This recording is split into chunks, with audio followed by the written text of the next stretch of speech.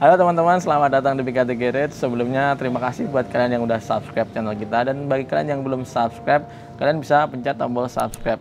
Dan kita nggak lupa ngingetin lagi kalau Instagram atau PKT sekarang udah punya Instagram. Kalian juga boleh follow di Instagram PKT di @pkt.garage. Dan hari ini kita akan nuansa yang berbeda teman-teman, karena kemarin tuh ada yang buat atau yang DM kalau suruh buat konten-konten informatif. Contohnya kayak apa sih yang perlu dicek buat kita berpergian, entah itu jauh apa dekat. Dan kita pikir-pikir itu kontennya gampang buat dilakuin atau dibuat. Jadi hari ini kita langsung buat beberapa tips ya, atau beberapa hal yang perlu kita cek saat kita berkendara, entah itu jauh atau dekat menggunakan mobil. Jadi kebetulan kontennya juga termasuk konten-konten yang bagus ya, karena kalau kita sampai lalai atau kita nggak ngelakuin hal tersebut kan nanti kalau ada kejadian yang tidak inginkan di jalan, contoh ban kempes atau oli-oli yang bocor. Jadi kita langsung buat apa aja itu yang perlu kita cek. Simak video kita hari ini. Jadi yang pertama kita cek, jadi kalau saat kita di garasi atau mobil kita di garasi, kita mau pakai kan kita lihat dari luar. Alangkah bagusnya kalau kalian tuh cek dulu bagian kolong kendaraan, apakah di kolong kendaraan kalian tuh ada bercak kayak oli atau cairan-cairan macam-macam itu, karena kan kalau ada kebocoran semalaman tuh pasti ada yang netes. Tapi kalau di bawah atau di kolong mobil tuh nggak ada kayak oli yang netes, terus coolant yang netes, itu berarti mobil kalian terhindar dari kebocoran. Terus masuk ke yang kedua. Sebelum kita masuk ke mobil, kalian cek dulu ban kalian. Jadi apakah ban kalian itu masih layak pakai? Layak pakai dalam artian itu memenuhi tahun produksinya yang nggak terlalu lama. Contoh kalau ban tuh ada macam-macam ya. Jadi kalian bisa tahu spek-speknya, kalian browsing aja. Kalau ban tipe ini tuh layak pakainya tuh di tahun produksi berapa sampai tahun berapa gitu. Terus kalian juga cek batian atau alur ban, apakah ban tersebut itu udah aus atau udah halus, karena kan bulan-bulan ini kan sering terjadi hujan. Kalau alurnya itu aus, takutnya nggak akan bisa ngebelah air yang ada di genangan, dan itu menyebabkan kehilangan traksi. Mobil itu bisa sulit dikendalikan, bahkan bisa menyebabkan kecelakaan. Terus yang terakhir itu cek tekanan ban. Kalian kalau nggak punya alat buat cek tekanan ban, kalian bisa lihat secara visual. Kalau bannya itu kempes kan akan terlihat agak gendut atau agak gepeng gitu. Kalian bisa cek sendiri. Kalau ketiga hal tersebut di ban itu udah aman, kalian langsung saja pindah ke bagian ruang mesin kendaraan kalian. Jadi setelah eksterior atau di bagian tadi yang aku sebutin tadi sudah clear semua, kalian buka kap mesin kalian hanya cukup ngecek hal yang ringan. Contoh kayak oli. Jadi stik oli kalian cabut, kalian cek apakah kapasitas oli kalian itu memadai atau cukup. Terus bagaimana kualitasnya, apakah kekentalannya itu juga udah kental banget, udah hitam banget atau gimana. Itu langsung kalian cek.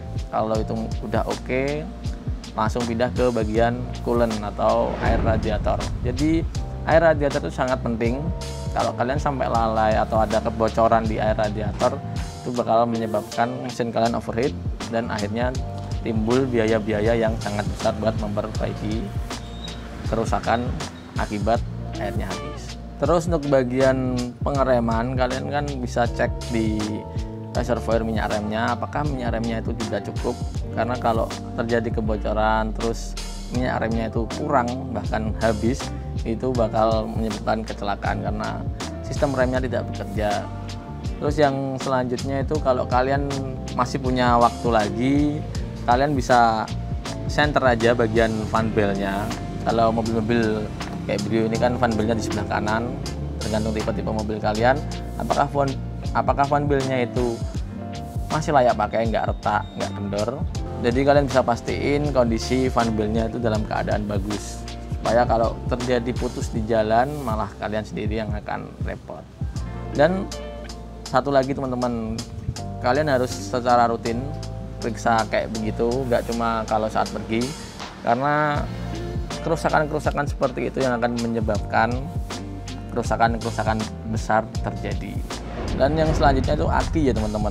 walaupun hal sepele, bukan sepele ya, ini merupakan kalau akinya tekor pasti langsung nggak bisa starter dan mobil Anda pasti mogok. Cara ngecek akinya pun gampang, tinggal kalian bisa cek sendiri mobil kalian itu pakai aki apa, apakah akinya itu kering, basah, atau aki yang memang free maintenance, jadi nggak perlu di maintenance lagi. Tapi kalau Brio sendiri itu akiku ini aki basah. Jadi kalau kalian punya waktu yang lumayan sebelum pergi, kalian bisa cek air akinya, pul-pulnya apakah itu ada karat warna hijau atau putih, itu kalian bisa bersihin pakai air hangat biar kalau di starter itu langsung seren. Habis itu pindah ke reservoir buat washer ya teman-teman, karena bulan-bulan Oktober ini kan seharusnya udah termasuk musim hujan, jadi kita harus tetap menjaga pandangan kita dengan cara air washer kalian harus terisi. Kalau kurang kalian bisa langsung isi pakai air biasa. Jadi kalau kemarin ada yang tanya-tanya bagusnya pakai apa, semuanya itu bagus, yang penting kalau kalian pakai air sabunnya itu nggak bisa mengendap, dan kalau mengendap itu akan mampetin lubang washer. Yang aku rekomendasiin kalian cukup pakai air biasa, air sumur tuh teman-teman, karena air sumur tuh udah bebas endapan, kecuali yang sumurnya memang benar-benar butek, nggak bisa buat pakai air reservoir. Mungkin itu aja di bagian ruang mesin. Untuk bagian dalam atau interiornya, kalian cukup perhatikan aja di indikator-indikatornya, karena di setiap mobil itu ada indikator yang berbeda-beda. Kalau di mobil ini tuh ada kayak indikator check engine, terus indikator kayak coolant, indikator airbag, kalau ada ABS-nya pun indikator ABS, terus dan sebagainya. Kalau indikator kalian itu ada yang nyala, berarti mobil kalian itu mengalami problem, baik itu di bagian elektronik atau bagian sistem atau bagian aktuator sensornya tersebut. Kalau indikator kalian nyala, kalau kalian paham indikator tersebut apa, terus kerusakannya apa, dan memungkinkan untuk kalian berjalan atau dibuat jalan, kalian boleh jalan aja ke bengkel terdekat, kalian cekin dulu sekiranya itu nggak bermasalah terhadap keamanan, terus keamanan dalam berkendara itu masih nggak masalah. Tapi lebih baiknya kalau indikator kalian itu semuanya dalam keadaan padam saat kita menyalakan mesin, jadi berkendaranya tuh enak dan tidak merasa was-was saat berkendara di jalan. Dan ada satu hal indikator yang lebih penting, yaitu indikator bensin. Jadi buat kalian yang mau jalan, pastikan bensin kalian itu cukup. Kalau sampai kehabisan bensin itu, kalau motor tuh bisa didorong, kalau mobil itu akan menyusahkan orang banyak, contoh teman kalian dan kalian sendiri. Dan ada hal lain yang perlu diperhatikan selain indikator-indikator di dashboard, yaitu kayak pengoperasian lampu. Jadi lampu itu juga penting, kayak headlamp, fog lamp atau lampu sen. Itu sangat penting teman-teman. Jadi buat kalian sebelum berpergian, alangkah lebih baiknya kalian cek dulu apakah ada yang mati. Kalau lampu utama atau lampu sen itu sampai mati, itu bisa menyebabkan kecelakaan dan itu akan menyebabkan kerugian di pengguna jalan yang lain. Terus itu di wiper itu juga sangat penting saat hujan. Kalau wipernya itu kotor, nggak bisa nyapu air dengan bagus, itu penglihatan kalian akan kayak nggak kelihatan gitu, dan akhirnya juga akan menyebabkan hal-hal yang tidak diinginkan atau kecelakaan di jalan. Mungkin itu aja teman-teman video tentang hal-hal yang perlu diperhatikan atau hal yang perlu dicek saat kita mau berpergian jauh maupun dalam kota. Semoga konten hari ini atau konten tentang pengecekan mobil itu berguna buat kalian. Dan kalau kalian ada yang bingung cara pengecekannya gimana, terus standarnya terus gimana, kalian bisa langsung komen aja di bawah. Mungkin di next video kita akan buatin video-video tentang pengecekan yang kalian bingungin itu.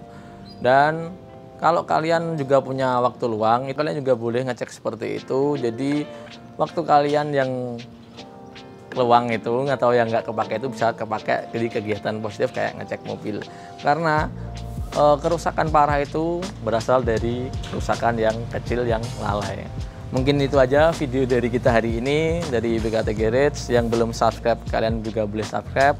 Dan semoga konten-konten kita semua itu bermanfaat. Sampai jumpa di video berikutnya.